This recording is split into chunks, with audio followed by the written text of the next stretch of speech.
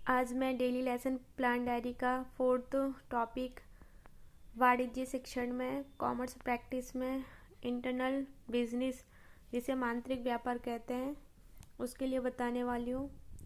शिक्षण बिंदु में आपके 3 रहेंगे: आंतरिक व्यापार का अर्थ, आंतरिक व्यापार के कार्य, आंतरिक व्यापार के प्रकार। उद्देश्य में वही 6 उद्देश्य रहते हैं एज इट इज़, जिसमें सिर्फ हम कन्वर्ट करके टॉपिक का जो नाम होता है इसको चेंज कर देते हैं। विद्यार्थी आंतरिक व्यापार के अर्थ का प्रत्यय स्मरण करेंगे। आंतरिक व्यापार में सूचना के प्रकार की व्याख्या करेंगे। आंतरिक व्यापार के अर्थ को अपने शब्दों में स्पष्ट करेंगे।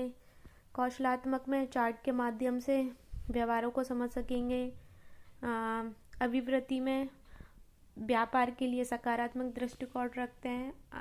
आंतरिक व्यापार के बारे में जानने के लिए विभिन्न पत्र पत्रिकाओं को पढ़ने में रुचि लेंगे। आप देख सकते हैं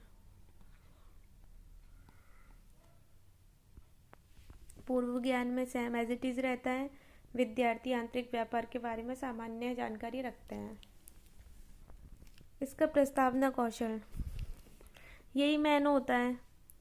जैसे कि आप कॉफ़ी आप लोग कहाँ से खरीदते हैं? दुकान से। दुकानदार से आप कॉफ़ी के बदले दुकानदार को क्या देते हैं? पैसे और कॉपी के क्रय विक्रय की इस प्रक्रिया को क्या कहते हैं? व्यापार। व्यापार जो देश के अंतर होता है उसे क्या कहते हैं? आंतरिक व्यापार। आंतरिक व्यापार से आप क्या समझते हैं? समस्यात्मक प्रश्न। उद्देश्य कथन जब एक ही देश के अंतर्गत वस्तुओं को लेन देन किया जाता है उसे आंतरिक व्यापार कहते हैं। विद्यार्थियों, आज हम आंतरिक व्यापार का विस्तार पूर्वक अध्ययन करेंगे। यह आपका प्रस्तावना कौशल कंप्लीट हुआ। प्रस्तुतिकरण में सबसे पहला शिक्षण बिंदु जिसमें आंतरिक व्यापार का अर्थ एज इट इज ज्ञानात्मक आप देख सकते हैं।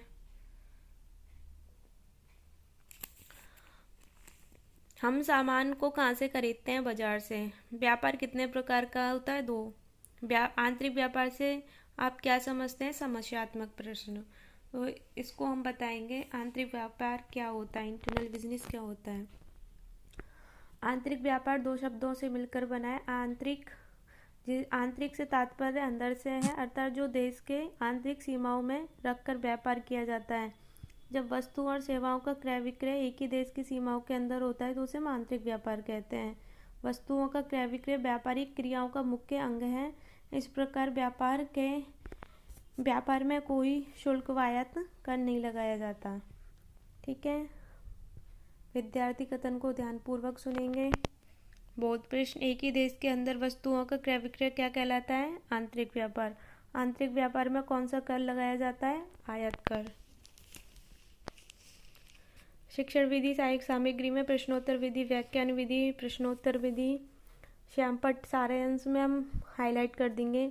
आंतरिक व्यापार 2 शब्दों से मिलकर बना है, आंतरिक तथा व्यापार। आंतरिक का मतलब अंदर और व्यापार का मतलब क्रय विक्रय। शिक्षण बिंदु में सेकंड होगा आपका आंतरिक व्यापार के प्रकार। कौशलात्मक में हम हमेशा चित्र प्रस्तुति करते हैं। विकासात्मक प्रश्न, वस्तुओं का निर्माण कौन करता है? उत्पादक। वस्तुओं को खरीदने वाला क्या कहलाता है? उपभोक्ता। आंतरिक व्यापार के प्रकारों को समझाइए। समस्यात्मक। तो छात्र अध्यापिका कथन में आंतरिक व्यापार 2 प्रकार के होते हैं। थोक व्यापार, ऐसे व्यापारी जो उत्पादकों से बड़ी मात्रा में वस्तुओं का क्रय करके थोड़ी थोड़ी मात्रा में फुटकर व्यापारों को बेचता है, थोक व्यापारी कहलाता है। थोक व्यापारी निर्माता तथा फुटकर व्यापारियों के मध्यस्थ का कार्य करता है। सेकंड, फुटकर व्यापार का शाब्दिक अर्थ है वस्तुओं को टुकड़ों में बेचना, अर्थात फुटकर व्यापारी थोड़ी मात्रा में थोक व्यापारियों से माल खरीदकर उपभोक्ता को उनकी आवश्यकता अनुसार विक्रय करते हैं। विद्यार्थी इस कथन को ध्यानपूर्वक सुनेंगे। बोध प्रश्न क्या बनते हैं? थोक व्यापारी किसके मध्यस्थ कार्य करता है? निर्माता तथा फुटकर व्यापारी के। फुटकर व्यापारी शब्द किस भाषा से लिया गया है? तो फ्रेंच भाषा से लिया गया है।